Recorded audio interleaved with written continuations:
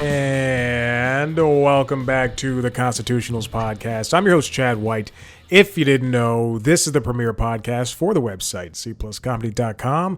Like I just said, it's a website. Go there. Episode 289. Here we are recording on the day after. I should actually have put this out, but it's neither here nor there. We are back at it again.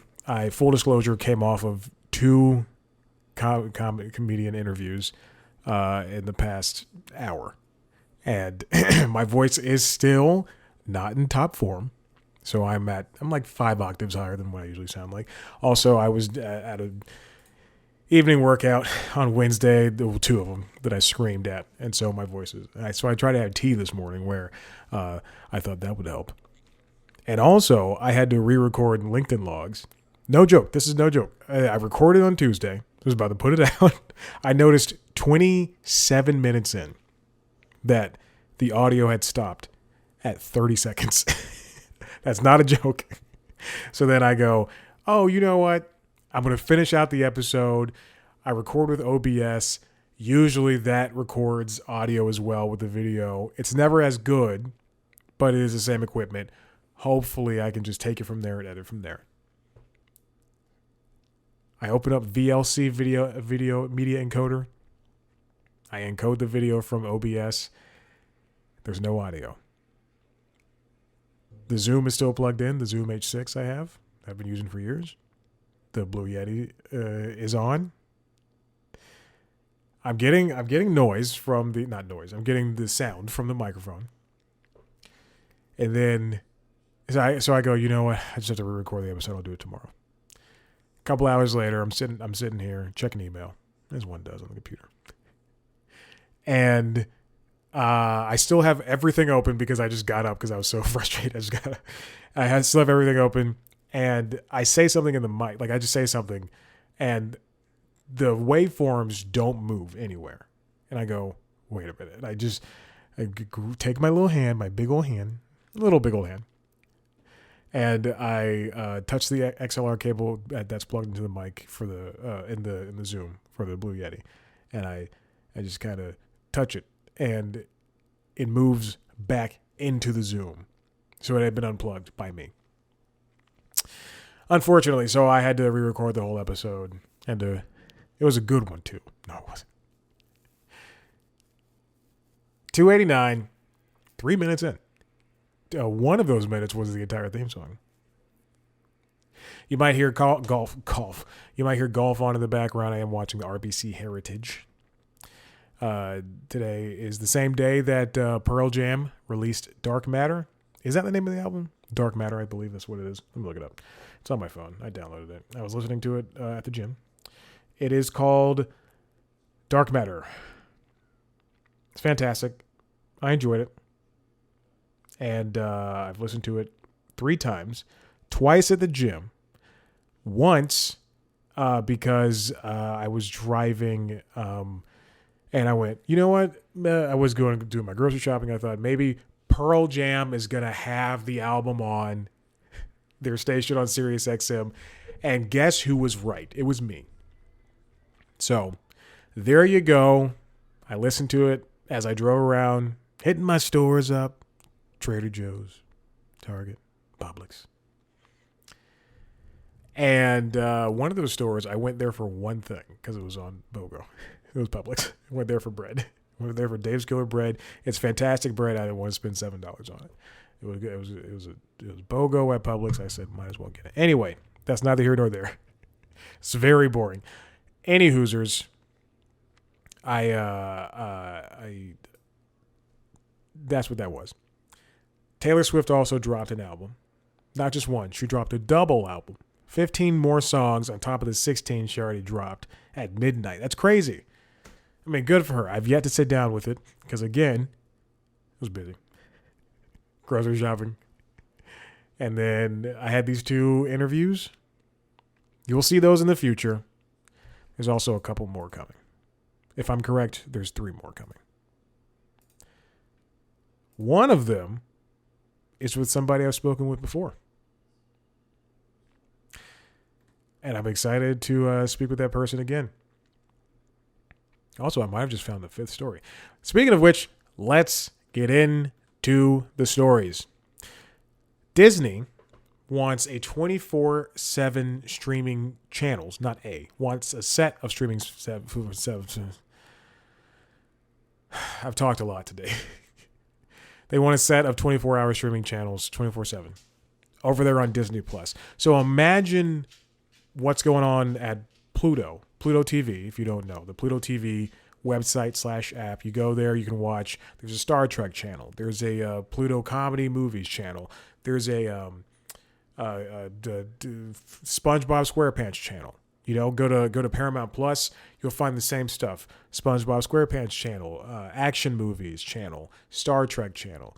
You go to Peacock. You'll see channel of Hallmark movies, of SNL sketches, and they're running 24 hours.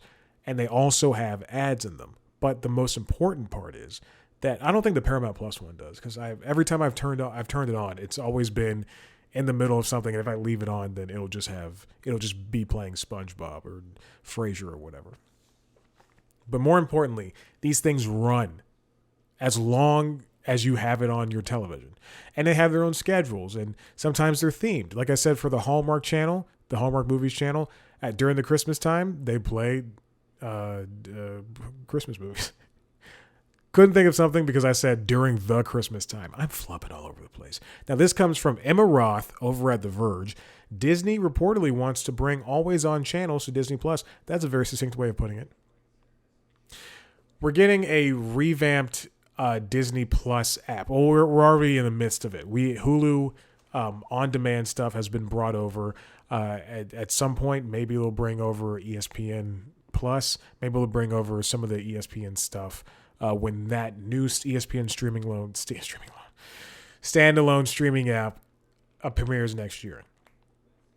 Now, this is according to a report from The Information. There's going to be Disney also wants always-on channels. The channels would be similar to what you see at Pluto or Tubi or Paramount Plus or Peacock.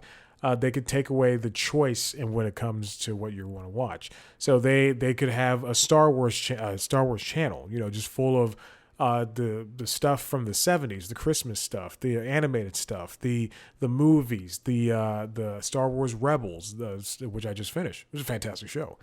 Star Wars Resistance. The rest of the things that I'm not a fan of. I like The Mandalorian. Maybe I'll watch Andor. Who knows? Did I do my Andor joke yet? The Andor, but they call it but always, but also. I think that's what it was.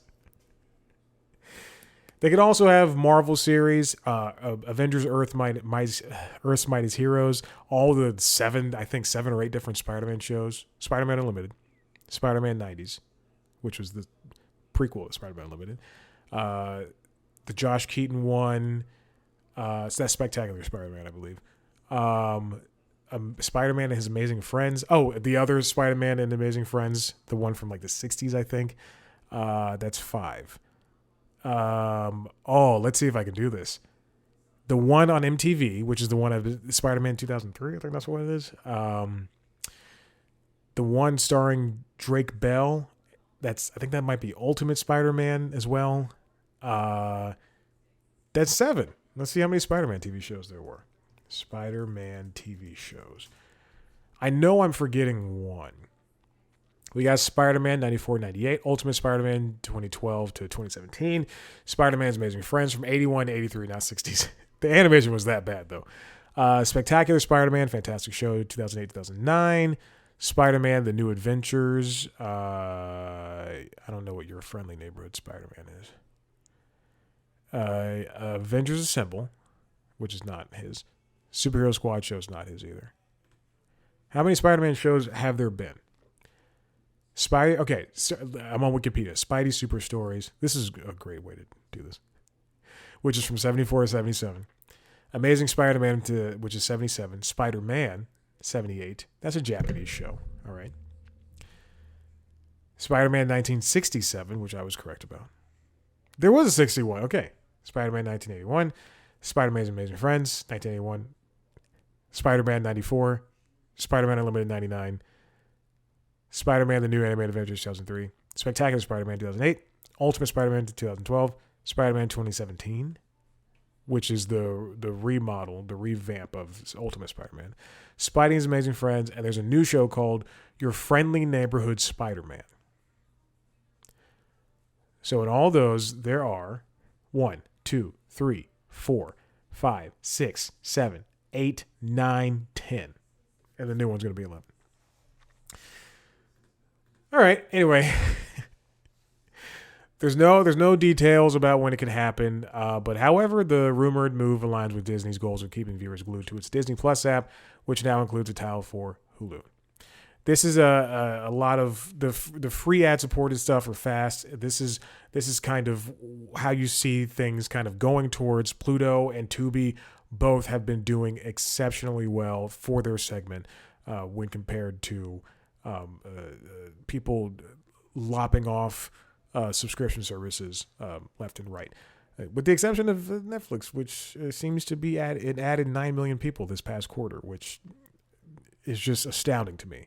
How people complain about, I don't want to, how come they're taking away my ability to share, and then my ability to share my profile, and then they just go, I guess I'll just sign up again.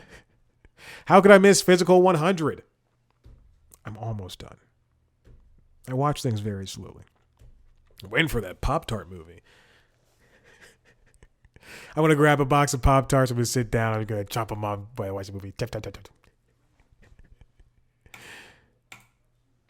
It wouldn't surprise me if we see Max introduce something like this. But this would,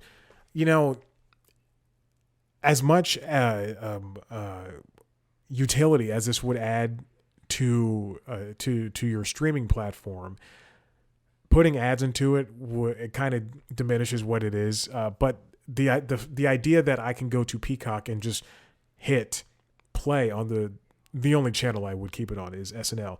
The only the fact that I can just go there and hit play and it'll have a themed episode. It's all Will Ferrell sketches or all sketches featuring musical talent, which is never what it is. But it's interesting that that can happen, and it can work for Paramount Plus. I think it works, as buggy as that app is. It really works for Paramount Plus because it is great just to sit down and have a Star Trek channel, and it just plays Star Trek episodes, which is something that really speaks to me. So it would make sense to have a Star Wars channel or a Marvel movies channel or a Marvel TV shows channel where people can, expect to see either a marathon of Daredevil or to see them play Daredevil, then Jessica Jones, and then Iron Fist, and then Luke Cage, and then the Defenders, and just do one episode at a time of that. Whatever, who cares? Let's go on. This next one comes from... I did this in the wrong order. Oh, yeah, who cares? This one comes from Jake Cantor at Deadline. BBC News Channel presenters take legal action citing age and gender discrimination. Now, if you watch news regularly, you'll notice that there's different, I'm going to call them presenters for every different news channel. Yes, that makes sense. For every different. So for CNN, you're going to see Tapper and Blitzer and those people. When you go to NBC Nightly News, you go because you trust NBC Nightly News, but you also in part stay for Lester. And then for CBS, you do the same thing for Nora. And then for ABC, you do the same thing for I See His Face. I can't quite say it, his name. I forgot it. And then for PBS, you go to Amna and Jeff. And if you're watching Fox, then, what are you doing with life? If you go to MSNBC, you're going for Jen Psaki or Rachel Maddow.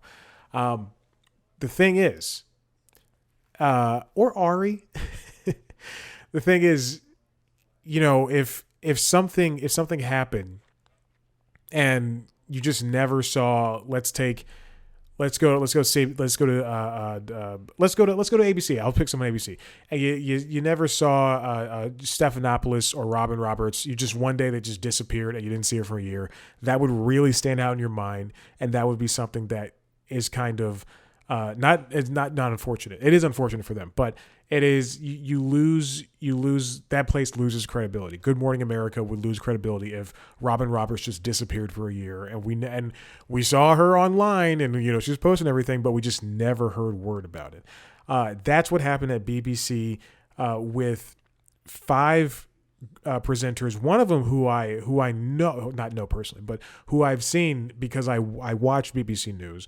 And I've seen her do her work, but Martine Croxall, as well as Karen Gion, Gita Guru Murthy, Kezia Madeira, and Anita McVeigh are all gone from BBC News, and there's just never been word as to why. They're 5 senior female BBC News channel presenters, and now they've taken legal action against BBC because they were just taken off the air. It's the highest profile tribunal faced by the BBC since the corporation, Jesus Christ, Chad, lost a landmark gender pay battle with Newswatch host Samira Ahmed in 2020. I don't remember that at all, but I know who Samira Ahmed is. That's I don't remember that. Wow, interesting. Details of the case against the BBC are not in the public domain, but the tribunal listing makes clear that the complaint involves issues including age and sex discrimination, as well as equal pay. Wow. It represents a significant ratcheting up of a dispute over the protracted BBC News channel restructure. If you haven't noticed in the past, or if you don't know, in the past year they've had a very big restructuring over there at BBC in the past couple of years, and it's noticeable, to say the least. The female journalist failed to land a chief presenter role when the BBC merged its international and domestic news channels last year. They alleged that the BBC rigged the hiring process by predetermining its preferred list of chief presenters before applications opened, which is, I'm sure it's something, even in your job, even in my jobs, I've seen happen before. It's essentially you're applying for a job. Let's go through things I've done. I apply to jobs, at CNN that I am fit for. And even though I had an internal email, as little as 3-4 months ago, they still hire their friends. Anyway, let's just say. A senior BBC HR executive was not persuaded by their argument, despite a successful candidate saying they had a, quote, tap on the shoulder from managers. Deadline understands that this quote-unquote whistleblower evidence was not referenced in the internal review, with sources describing it as, quote, a sham.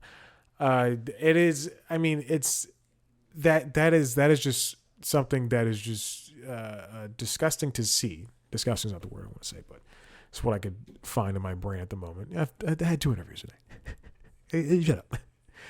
It's just something that is unfortunate to see, and it is, it just takes away credibility. You don't want to see this, especially when it's just 5 people who have been doing their jobs. And if BBC has the option, which we have seen all at every job juncture in the world, you have the option to go to these people and shift them to other areas, which it does not seem that BBC was really forthright in doing. If these women were able to pick up roles as contributors or something, but if giving the other person a leg up, as opposed to these 5 women, or the other people to get a leg up, as opposed to these 5 women who have the skills to lead, it sucks to see, because in the news world, we saw Walter Cronkite do the news for a long time. We saw Johnny Carson do his Late Show for a long time.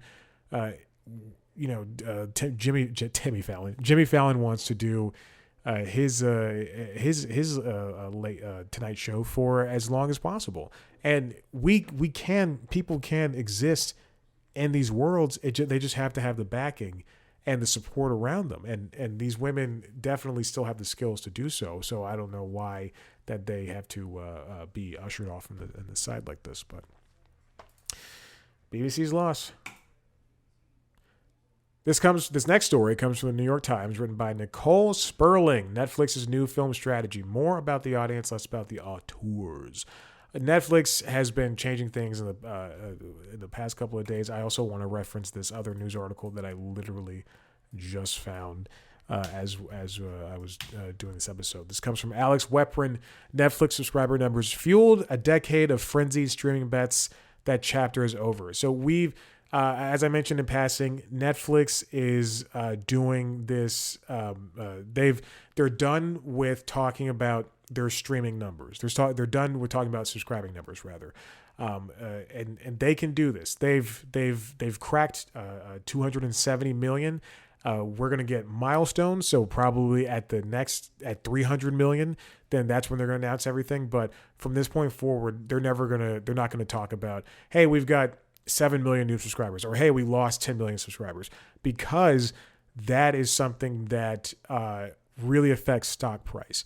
And if they don't have to do it, they're the leader in television and film right now, then they won't do it.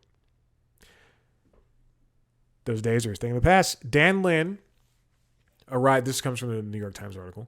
Dan Lin arrived as Netflix's new film chief on April 1st, and he has already started making changes. He laid off around 15 people in the creative film executive group, including one vice president and 2 directors. That entire department is about 150 people, and that was a very striking thing. Because I remember when that happened a couple of weeks ago, because nobody had seen layoffs at Netflix compared to Paramount and Warner Brothers and even Disney. Like we've seen layoffs there, and even though they're surprising, we still kind of expect them. But at Netflix, we never really see people laid off. Not that I'm saying that that's en masse compared to what happened at Paramount and Warner Brothers as of late. But it is something that we don't see. Lin also reorganized his film department by genre rather than by budget level, and has indicated that Netflix is no longer only the home of expensive action flicks like The Gray Man with Ryan Gosling and Chris Evans, or Red Notice with Ryan Reynolds and Gal Gadot and Dwayne Johnson. Rather, Mr. Lin's mandate is to improve the quality of the movies and produce a wider spectrum of films, different budget levels, the better to appeal to a varied interest of Netflix's 260 million subscribers. He will also be changing the formulas for how talent is paid, meaning no more enormous upfront deals. In other words, Netflix's age of austerity is well underway. The company declined to comment for this article. So for movies like Maestro, Bradley Cooper got just a butt ton of money. It was produced by Netflix, and it cost around $80 million to make, and it did not win any of those Oscar awards. So what does Netflix have to show for that in the end? They had this film. Well, I'll never watch it because there's no people of color in it. But and the same thing goes for Red Notice. They have this film with 3 of the biggest stars in the world, Gal and Dwayne and Ryan, but it cost so much money. And yes, it is going to birth a franchise. But after this initial watch, people aren't staying for Red Notice. They signed up for Red Notice, but they're not staying for Red Notice. They stay for Stranger Things, or they return for Stranger Things. Nobody, from what I can guess, what I can venture with the ideas like this, nobody's coming back and going, Red Notice is great. I'm going to rewatch Red Notice because I let go of Netflix 3 months ago, and I really want to watch Red Notice. Mr. Lin's predecessor as Netflix's film chief, Scott Stuber, took the job in 2017 when the company had no track record as a place for original movies. In 2021, the streamer hit its apex of production, declaring that it would release a new movie a week. And if you don't remember that, they were doing every single Friday you would get a new movie, and at one point, every single Tuesday you would get a new stand-up comedy special. That's too much. That's way too much. And I think, and especially in the streaming era right now, the streaming world, we have to be okay with not having a new thing every single week. There was I think maybe 2 or 3 weeks ago, it was definitely within spitting distance of this month. There was a week where there wasn't anything like big. When I say big, something that people are like, we're talking about the Pop-Tart movie. We're talking about Wonka appearing on Max. I'm saying there was nothing big or substantial on any streaming platform. Not Disney, not Max, not Netflix, not Paramount, not Peacock, not Apple TV. And it felt nice just having a baseline of nothing. And just going to the app and just into whatever app and just trying to catch up on whatever you're watching. And because the way Netflix does it, and I know people argue that they love every Netflix movie. Damsel, I'm gonna watch Damsel. Senora Holmes, is that what it's called? I don't know what that movie's called. I'll never watch it. There's no people who go it. There was, but it's. Again, I've said this before. Netflix's approach to making, now, if Mr. Lin has his way, it won't be this way. But their approach to making shows and making movies used to be, let's just get all this stuff, put in paint cans, throw it at the wall, and see what sticks. And a lot of it would fall to the ground before it even got to the wall, and some of it would stay on the wall, and that's what you had to paint the room. But I don't know. I lost the through line to the analogy. But that could only take them so far. And even if they are the most expensive streaming platform at $23 a month, $23 a month, and still the most successful at close to $270. She writes $260 in here, but it's $270 is what was reported. Then They couldn't relax on those laurels for so long. I don't know if lax is the word I was looking for, but Lin, he worked at Warner Brothers. If you follow the world, then you might know that he's done a lot of the big franchises like It and the Lego Movie franchise. He also did Aladdin for Disney, and he wants to make the movies better at Netflix, but in the same vein, much like when I left. Wasn't my choice. The contract was not renewed. When I was at Warner Brothers for both Cartoon Network and for CNN, they also not only they want things better, but they also want it cheaper. And that's tough to do. And also they want them less frequently at Netflix too. They want to develop their own material rather than waiting for the projects from producers and agents to come to them, according to two people familiar with this thinking who spoke blah, blah, blah. The approach should help them have more say over the quality of the films.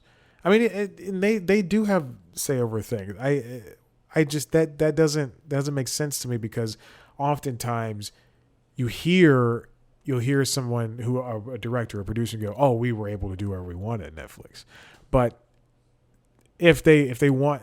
They don't get Netflix doesn't give notes, but if they truly feel that they want control, then Netflix should give notes.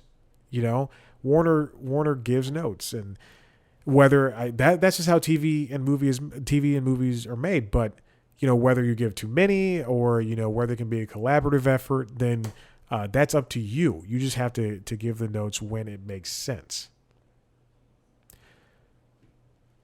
and that's why. I'm back at the Hollywood Reporter article.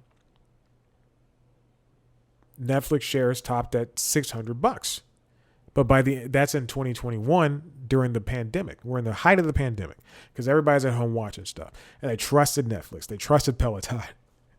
One of those is doing well. You see the bike in the background. I still pay for it. By the end of April 2022, the reporting. After reporting a surprising loss of subscribers, shares tumbled below $200. And we saw that. We saw that reflected in their work. People were kind of fed up with what was going on, what is going on at Netflix, with what was, I guess. That we were seeing all this crap, and it really wasn't, it didn't have any staying power. I guess that's what the phrase I was looking for was staying power. The past year has seen subscriber numbers rise swiftly, juiced by the company's password sharing crackdown. That effort isn't done yet, but it is safe to say that the end is in sight. And now, as Netflix is, hold on, I gotta find the person that they just quoted here because I'm skipping around, and that's what happens when you read as good as me. Co-CEO Greg Peters, co-CEO to Ted Sarandos, Greg Peters, co-CEO to Ted Sarandos, who made $50 million last year, at a time when there were, and I'll get into this in next week's episode of LinkedIn Logs, at a time when people didn't have jobs because of the strike, when there were months gone by when there was no money being brought in to the people who are below the line, to the actors, to the producers, to the directors. Ted Sarandos and David Zaslav of Warner Brothers Discovery both reeled in $50 million. I know $22 million of David Zaslav's was stock and $22 million was a bonus. That's ridiculous, though. To have a bonus and stock and pull in $50 million, that's insane. It's just, that's disgusting to me.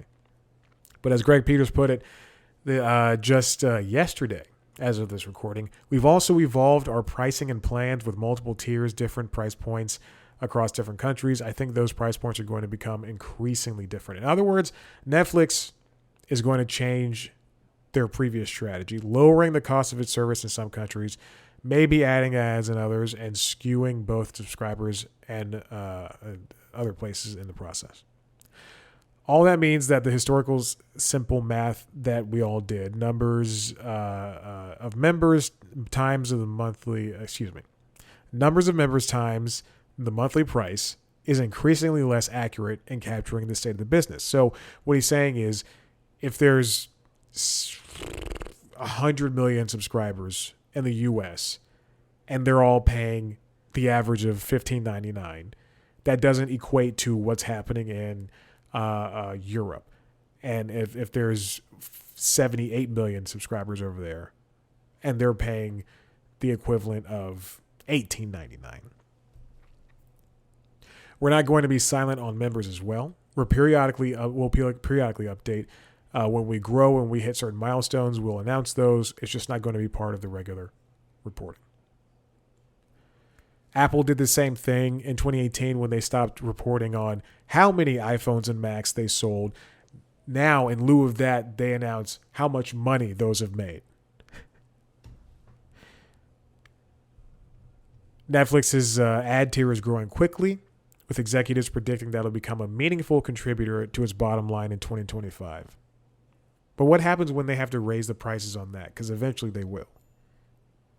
When that goes from being, I think it's $8 or $9 to $10 or $11. So what happens at that point? And then how are they going to keep innovating? How are they going to keep making us pay more and make it make sense for both of us? Make us want Netflix like it's the thing we have to have. Like if people only have 2 or 3 streaming subscriptions, Netflix is going to be your number one, no matter what, and that's what they want.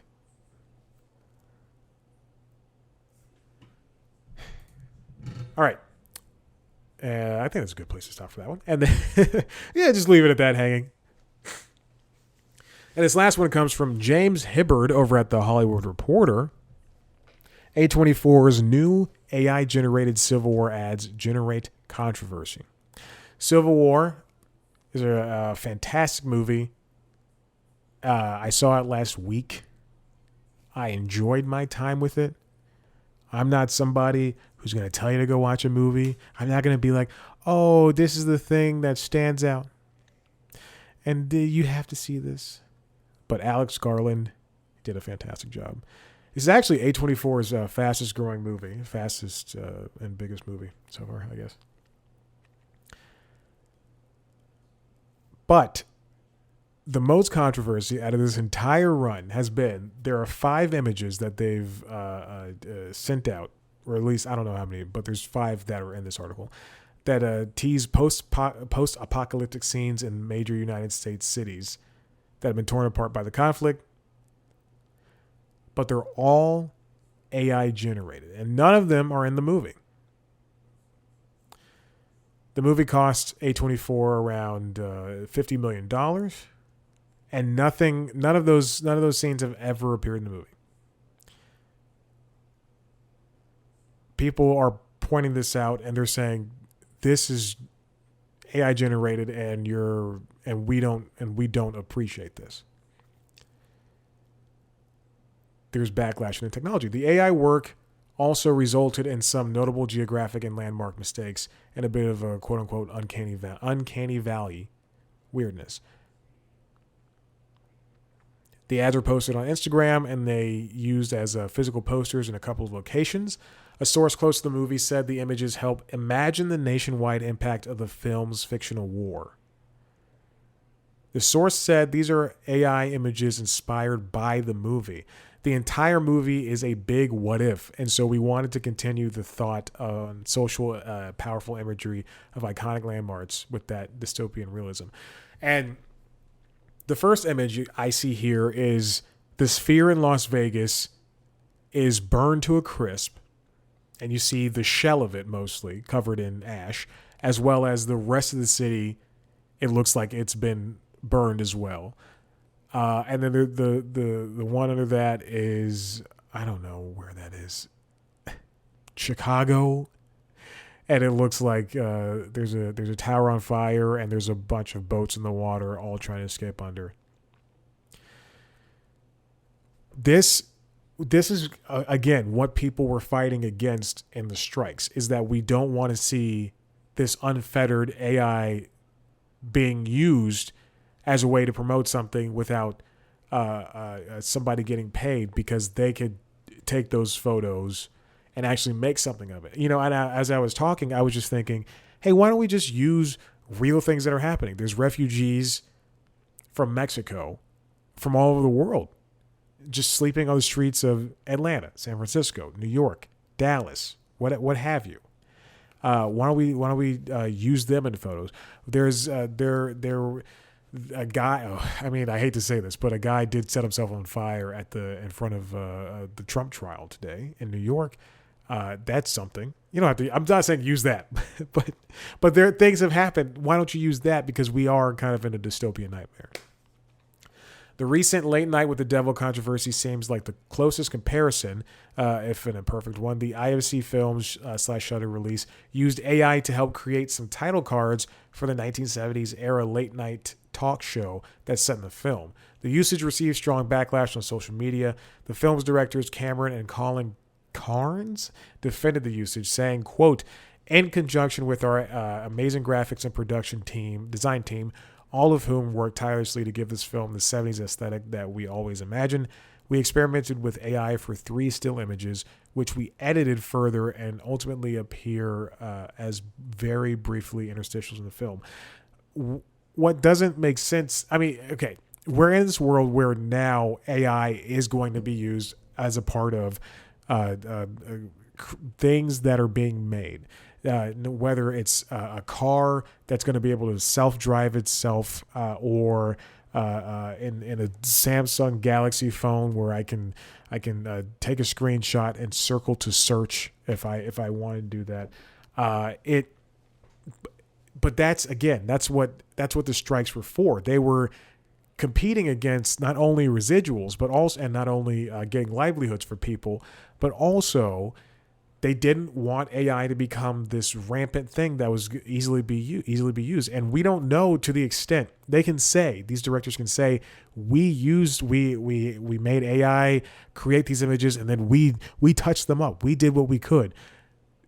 That still makes people take a step back and go, you did not trust your designers enough to make those title cards, because movies and TV shows have been going for decades, long enough for you to not have to go to Chat GPT or to Bing Copilot and go, title card for a 70s talk show, but also it looks weird and there's a horror aspect to it. I hit the mic.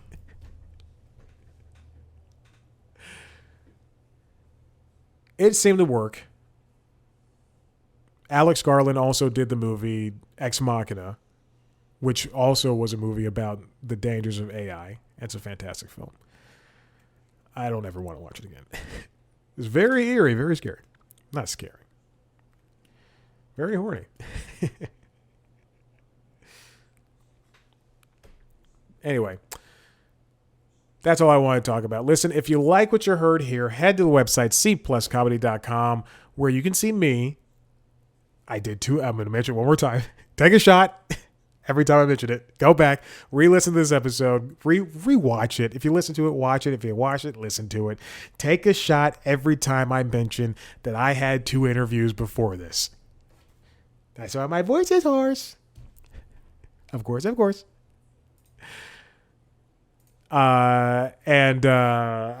you can see me talk to those people at a later point in the future, probably next week. It'll be great. But I also talk to other people as well.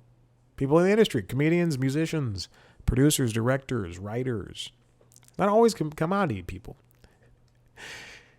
You can see that on cpluscomedy.com. You can also see video versions of this show on youtube.com/cpluscomedy, where you can also see video versions of the other shows, Late Night Lately, which is the late night show, and LinkedIn Logs, which is the jobs podcast. Both of those are fantastic. You can subscribe to those wherever you get your podcasts. You can follow us on Twitter, Facebook, Instagram, and TikTok at cpluscomedy. You can follow me on those platforms at Chad Black White. Thank you so much for listening. And listen, I got to get a 4th shot in there. I had 2 interviews before this. So I think you should really thank me for my service. No big deal. Just whatever. Okay. Hopefully the audio for this one recorded. Bye.